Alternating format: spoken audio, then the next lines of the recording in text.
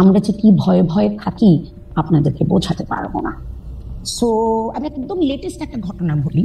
কালী পুজোর দিন সরবর্দী উদ্যানে ভিতরে একটা কালী মন্দির আছে, সেখানে একটা অবভিয়াসলি সেখানে একটা পুজো হচ্ছিল এবং অনেক অনেক লোক এসেছিলেন এবং অনেকে তাদের মোটরসাইকেলগুলি গেইটের ভিতরে রেখেছিলেন। রাত 10টার দিকে এসে তথাকথিত একজন ছাত্র কয়েকজন মিলে গেইটে তালা মেরে দিলেন। তো তাদেরকে বলা হলো যে আপনারা গেইটে তালা মারছেন কেন? বললো রাত 10টা বেজে গেছি তাই আমরা তালা মারছি। আপনারা কি? আমরা পিক্টোরিয়াল টিমের সাথে কাজ করি। তারা যে আটকেছে শুধু তো নন মুসলিমদেরকে আটকায়নি, এখানে আমাদের মুসলিম ছাত্রছাত্রীরাও ছিলেন এবং এর মধ্যে একটা মেয়ে ছিল, একটা পত্রিকা সাংবাদিক, ক্যাম্পাস সাংবাদিক। তার পোস্ট থেকেই আমরা এটা জানতে পারি। তারপরে তাদেরকে যখন চ্যালেঞ্জ করা হলো তখন তারা বলল যে আমরা ছাত্র এবং আমরা যেটা বলবো সেটাই আইন। আমি বিশ্বাস করি যে এটা কালী পুজো দেখে গেটটা তালা মেরেছে। কারণ আপনি চিন্তা করে দেখেন ঈদে মিলাদুন্নবীর সময় কি হয়েছে। যে কোনো ধর্মভীরু মুসলমানের মতো আমারও খুব প্রিয় ব্যক্তিত্ব হচ্ছেন হযরত মুহাম্মদ সাল্লাল্লাহু আলাইহি সাল্লাম। আমি মনে করি উনি একজন আদর্শ মানুষ ছিলেন। ওনার জন্মদিনটা আমরা পালন করব ক্যাম্পাসের ভিতর গরু জবাই করে? এটা কি ঠিক জায়গা? ক্যাম্পাসের ভিতরে আপনি গরু জবাই করবেন? আর একদিকে আপনি আপনাদের অনুষ্ঠান হলে, আপনাদের বলতে আমি মিন করছি এই ছাত্রদের, তারা তাদের গরু কেটে গরু কাটুক খাসি কাটুক সেটাই শোনা, তারা এখানে আনন্দ ফুর্তি করছে। আর যখন অমুসলিমরা তাদের একটা অত্যন্ত গুরুত্বপূর্ণ পুজো তো অনেকেই আছে, সেই পুজো করতে এসেছে তারা মোটরসাইকেলগুলি এখানে রেখেছে, আপনারা গেট বন্ধ করে দিলেন। তার মানে কি? যে অমুসলিম তার সাথে আপনি গায়ের জোর দেখিয়ে এটা করছেন। আপনি তো কোনো মুসলিমের সাথে এটা করতে যাবেন না।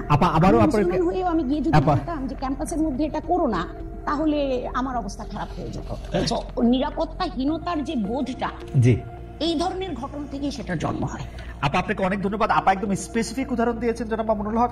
আমরা গত 3 মাসে কিন্তু আরো কিছু ঘটনা খবর পেয়েছি যেখানে রাস্তায় চলাচল নারীরা আক্রান্ত হয়েছেন, পোশাক নিয়ে নারীদের কটূক্তি করা হয়েছে বা হচ্ছে। এসব ঘটনায় আপনাদের ক্ষেত্রে আপনাদের সমর্থন কি আছে?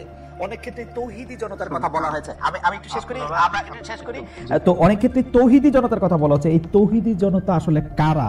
তাদের আপনি চেনেন কিনা, জানেন কিনা জনাব মামুনুল হক? আমি তৌহিদি জনতার পরিচয়ে যাচ্ছি না। আমি প্রথম আপনাদের এবং আমাদের আজকে সম্মানিত অতিথি যে কথাগুলো বললেন, সেই কথাগুলো সমাজের খুবই একেবারে বিচ্ছিন্ন কিছু ঘটনা।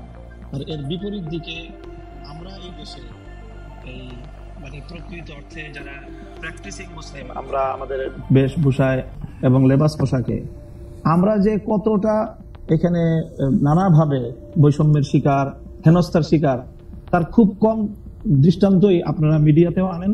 আর আপনাদের এই সাধারণ যেই যারা মহলে চলাফেরা করেন, আপনাদের খুব কম আমার মনে হয় এটা জানাশোনা আছে। এই যে কালী পূজার যে দৃষ্টান্ত উনি আনলেন, আমি যদি এর বিপরীতে দৃষ্টান্ত আনি যে বাংলাদেশের বুয়েটের মতো একটা শিক্ষা প্রতিষ্ঠানে, সেখানে সব ধরনের গান বাদ্য ইত্যাদির অনুষ্ঠানগুলো দেদারসে হচ্ছে, কখনোই সেখানে এটা নিয়ে কখনো কোনো সময় পারমিশনের ক্ষেত্রে কোনো বিধিনিষেধ হচ্ছে না, অথচ তারা একটা কোরআনের তাফসিরের আলোচনা করতে গিয়ে অনুমতি চেয়েছিলেন। রাসূল সাল্লাল্লাহু আলাইহি ওয়াসাল্লামের জীবনী আলোচনার মতো একটা সাধারণ মানের ধর্মীয় অনুষ্ঠান আয়োজন করা পারমিশন চেয়েও বুয়েটের কর্তৃপক্ষের কাছ থেকে সেই অনুমোদনটা পাননি। এটা সকল মিডিয়াতে এসেছে। ঢাকা বিশ্ববিদ্যালয়ের কথা যদি বলি, এই ঢাকা বিশ্ববিদ্যালয়ে আপনার কত বছর, কত যুগ পর্যন্ত ইসলামের নামে কোনো ছাত্র সংগঠনকে আপনারা একটা প্রোগ্রাম করতে দেয় নাই, অথচ সেখানে অন্য সব ধরনের ছাত্র সংগঠনগুলো তারা কার্যক্রম পরিচালনা করছে। কমিউনিজমের মতাদর্শের যারা তারা করতে পারবে, অন্যান্য তারা করতে পারবে। শুধু ইসলামী ছাত্র সংগঠনের নাম নেওয়া হয়ে ঢাকা বিশ্ববিদ্যালয় তাদেরকে অচ্ছুত হিসেবে সাব্যস্ত করে রাখা হয়েছিল। এই বিষয়ে তো কোনোদিন ওনারা কথা বলেন। জনাব মামুনুল হক, একটু জানতে চাইছি যে ইসলামের নাম নিয়ে কোনো প্রোগ্রাম ঢাকা বিশ্ববিদ্যালয় হয় না, কিন্তু অন্য কোনো ধর্মীয় আলোচনার বা কোনো এরকম কোনো প্রোগ্রাম কি হয়েছে? মানে আসলে তো ইসলাম নিয়ে অনেক ধরনের প্রোগ্রাম ঢাকা বিশ্ববিদ্যালয়ে হয়েছে, সেটা আমি জানি ইসলামী নিয়ে অনেক কিছু হয়েছে। ব্যাপকভাবে দেখেন, প্রায় প্রতিটি হলেই খুব সুন্দরভাবে সেখানে হিন্দু ধর্মাবলম্বী সংখ্যা কত সেটারও কোনো হিসাব করা হয় না। তাদেরকে নির্বিঘ্নে হলের মধ্যে তারা পুজোর আয়োজন করছে। আমি জনাব মামুনুল হক ঢাকা বিশ্ববিদ্যালয়ের ব্যাপারটা একটু বলি। আমি একটু ঢাকা বিশ্ববিদ্যালয় তখন সেখানে অনুমোদন পাওয়া যায়। আমি ঢাকা বিশ্ববিদ্যালয়ের কথাটা একটু বলি। ঢাকা বিশ্ববিদ্যালয় আরবি, ইসলামের ইতিহাস ও সংস্কৃতি, ইসলামিক স্টাডিজ যেটা ইসলামী শিক্ষা সহ, ফার্সি সহ, এবং আরো বেশ কিছু জায়গায় নিয়মিত এই ডিপার্টমেন্টগুলিতে নিয়মিত কোরআনের তাফসির, কোরআনের গল্প, কোরআনের থেকে বিভিন্ন উদাহরণ, হাদিসের বিভিন্ন রকম কথা, এগুলো নিয়ে নিয়মিত সেমিনারের আয়োজন করা হয়। নিয়মিত কিন্তু এগুলি করা হয়।